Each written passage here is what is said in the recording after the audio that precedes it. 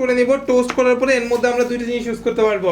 এটা যখন বার্গারে ইউজ করবো এই সসের নাম হবে হচ্ছে বার্গার সস, আদার্স জায়গায় এই সস ইউজ করলে এটার নাম হবে ককটেল সস, ঠিক আছে? এই সসটা ইউজ করতে পারি, আবার চাইলে মেয়োনিজ ইউজ করতে পারি, যার যেটা পছন্দ ওইটা ইউজ করতে পারেন, মেয়োনিজ বা হচ্ছে এইটা, ঠিক আছে? সো আমরা এখন হচ্ছে কি করব, আমরা এখন হচ্ছে যেহেতু আমার এটা আছে আমি এই ককটেল সসটা ইউজ করব। এত করে কি হয়, দেখতেও ভালো লাগবে, একটা লেয়ারিং ভালো আসবে আর কি।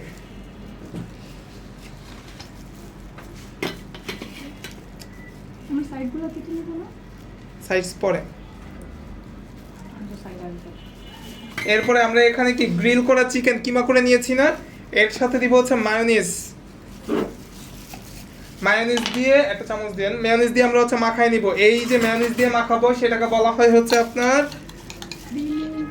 কি বলা হয়, মায়োনিজ দিয়ে এই চিকেনটাকে মাখিয়ে যখন আমরা একটা ফিলিং আকারে করব এটাকে বলা হয় চিকেন মুজ।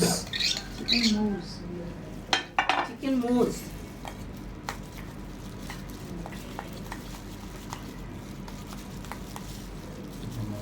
আচ্ছা ভাইয়া, দোকানে আমরা যে স্যান্ডউইচটা খাই ওইটা ব্রেডটা একটু খুব নরম হয়, একটু বড় হয়, ওইটা আমি কোথাও খুঁজে পাই না, ওটা আসলে কি দিয়ে করে? স্যান্ডউইচ ব্রেড আলাদা কিনতেই পাওয়া যায়, স্যান্ডউইচ ব্রেড আলাদা কিনবেন।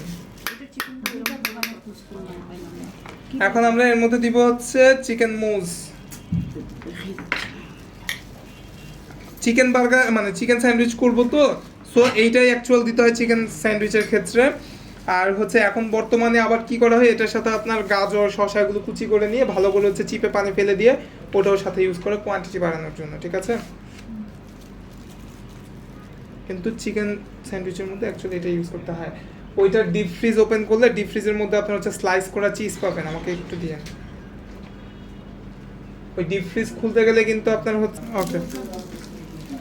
এখন আমরা এর উপরে দিতে হবে একটা স্লাইস চিজ, ঠিক আছে?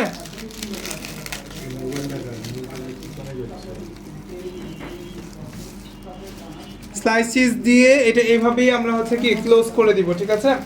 আমরা এটাকে চাইলে আবার হচ্ছে কি করতে পারি, ব্লুটুথ দিয়ে একটুখানি হচ্ছে জ্বালিয়ে দিতে পারি, হ্যাঁ?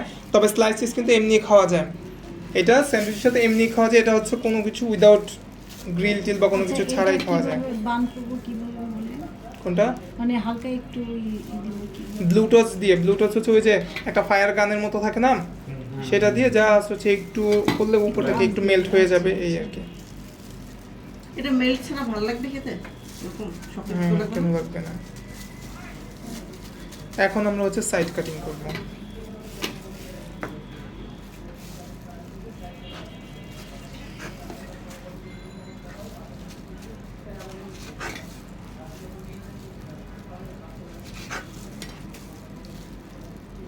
কেন সবার শেষে সাইড কাটিং করলাম,